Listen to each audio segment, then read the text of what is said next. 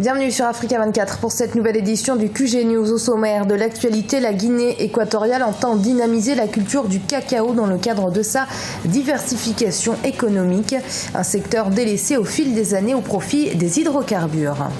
Un pays totalement connecté, c'est l'ambition du Niger dont les autorités ont annoncé un taux de couverture en TIC, technologie de l'information et de la communication de 100% d'ici à 2021.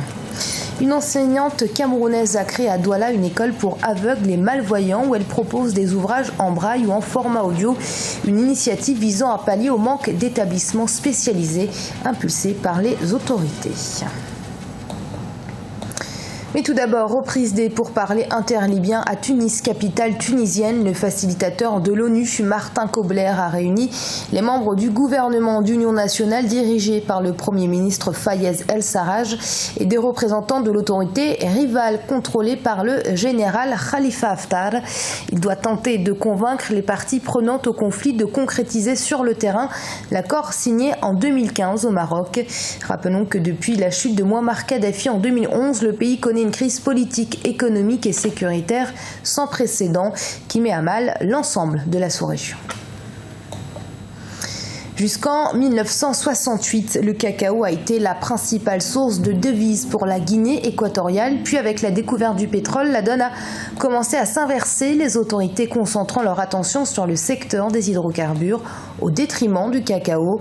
Pour autant, la diversification économique reste toujours un facteur indispensable pour tout pays qui ambitionne de se développer.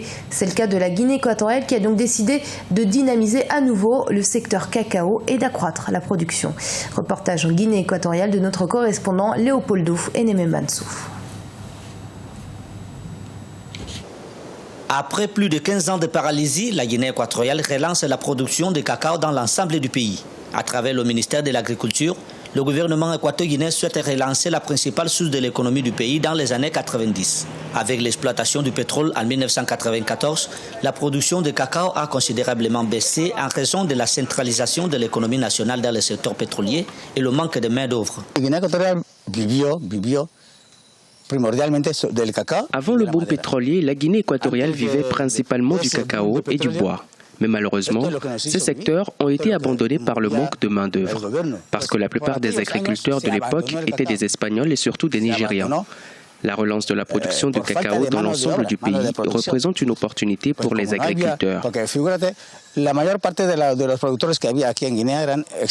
Jusqu'à son indépendance en 1968, la production de cacao en Guinée équatoriale était de 40 000 tonnes par an. Mais depuis lors, le pays n'a pas pu obtenir un chiffre similaire. Les agriculteurs dénoncent le manque d'engrais et la faiblesse des subventions. Auparavant, il fallait moins de 5 ans pour récolter le cacao.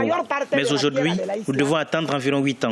Il est nécessaire d'avoir un mécanisme qui peut nous aider à récupérer les anciennes techniques de production. Si on ne trouve pas de solution adéquate dans un délai de 10 ans, il n'y aura plus de cacao dans l'île de Bioko.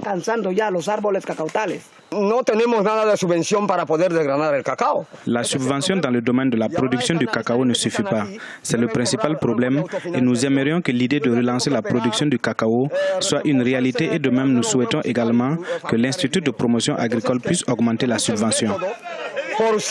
Dans le cadre de la diversification de l'économie, le gouvernement équato-guinéen s'engage à relancer la plantation du cacao dans l'ensemble du pays. À travers l'Institut national de production agricole de Guinée équatoriale IMPACE, les agriculteurs du cacao commercialisent leurs produits dans le marché international, notamment Espagne, Allemagne, Suisse et Portugal. Au Burundi, l'Observatoire de lutte contre la corruption et les malversations économiques a rendu ses conclusions suite à une enquête dans une commune de Bujumbura. Elles font état d'une collecte de taxes illégales auprès des populations par des jeunes du parti au pouvoir. Officiellement, cette cotisation est censée couvrir des frais de sécurité, mais dans les faits, elle s'apparente plus à du racket. Le Niger, qui a entrepris l'installation de 2275 km de fibres optiques, poursuit son ambition d'un pays où tous les habitants seraient connectés.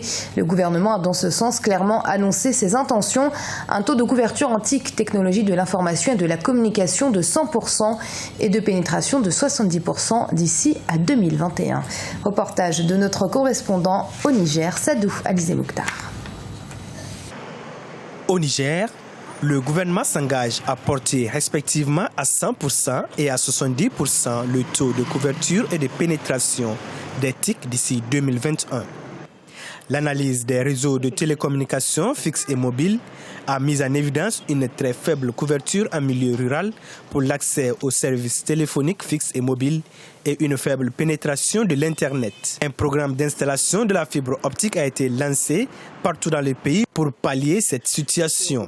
Il faut ajouter la fibre optique déjà installée, déjà opérationnelle. Et nous avons également dans le pipeline l'installation de ce que nous appelons la dorsale transsaharienne en fibre optique, c'est-à-dire la fibre optique qui va relier l'Algérie au Niger, jusqu'au Nigeria et même au Tchad, via Arlit, Agadez, etc. Donc c'est un important dispositif que nous sommes en train de mettre en place et qui va nous permettre à terme d'atteindre ces objectifs-là. Dans le même cadre, un comité de gestion du Fonds d'accès universel aux services de télécommunication a été installé. Il aura pour mission d'établir chaque année un programme prioritaire d'investissement pour l'accès universel aux services et définir une stratégie sur 5 lignes d'intervention prioritaires. Ces lignes d'intervention prioritaires permettront d'étendre selon les autorités la couverture des infrastructures de communication, mais aussi de faciliter l'accès aux infrastructures de communication. La finalité du Fonds d'accès universel, c'est d'amener les services de télécommunication et de TIC dans des zones qui ne sont pas rentables pour les opérateurs de téléphonie. L'État ayant en charge toute la population a donc le devoir d'apporter ce service-là, même dans des zones qui ne sont pas rentables. En 2007, environ 80% des communes rurales au Niger n'étaient pas couvertes ni en téléphonie fixe, ni en téléphonie mobile GSM. Avec les investissements réalisés ces dernières années par l'État et les opérateurs dans le domaine des TIC, une nette amélioration du taux de couverture et du taux de pénétration a été constatée. Cependant, le Niger enregistre encore l'un des plus faibles taux de la sous-région. La cécité, un handicap qui empêche les personnes en souffrant de profiter des plaisirs simples de la vie. C'est en partant de ce constat qu'une enseignante camerounaise a créé à Douala une bibliothèque pour les aveugles et les malvoyants. Les livres sont en format audio ou en braille, des équipements simples qui ne sont pourtant pas très nombreux dans le pays. Au Moketsomba.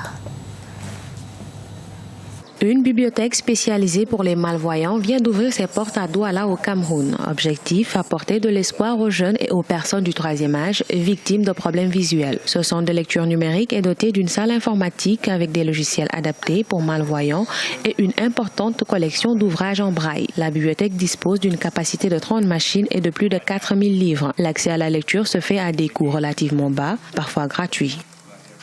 C'est un appareil de lecture audio, en dehors des livres agrandisseurs, des vidéos agrandisseurs que nous avons et des livres à grand caractère. Nous pouvons également écouter pour éviter que les yeux et les nerfs se fatiguent. Donc je suis là pour écouter ce livre. La description faite avec la voix me fascine et me donne de mieux visualiser et d'être un peu plus concentré sur le contenu du manuel. Le plus souvent, les personnes malvoyantes ne vont pas à l'école ou abandonnent très tôt leurs études, car le Cameroun ne disposait pas d'assez de centres de formation pour les accueillir. Aujourd'hui, le défi des autorités camerounaises reste de réfléchir sur les voies et moyens susceptibles de les rendre plus autonomes et plus utiles à la société. Ce qu'on retrouve ici, il y a les micro-agrandisseurs, les vidéoprojecteurs, comme vous avez vu dans la salle de lecture tout à l'heure. Lisette vous a déjà présenté ça. Et on a des claviers à caractère agrandi, que vous avez déjà vu aussi devant. Donc tout ça, c'est pour faciliter aux malvoyants de travailler, de ne pas se décourager, surtout à la personne albinos, de ne pas se décourager. La bibliothèque a été créée par Jolie Bokoubé, une enseignante camerounaise qui souffre également d'albinisme. Elle attire des centaines de chercheurs et d'étudiants. L'accès à la bibliothèque coûte $10 par an et est gratuit pour les enfants des écoles primaires. Et ce journal a été préparé par l'ensemble de la rédaction. Merci de l'avoir suivi. Restez sur Africa 24. Dans un instant, une nouvelle édition de l'information.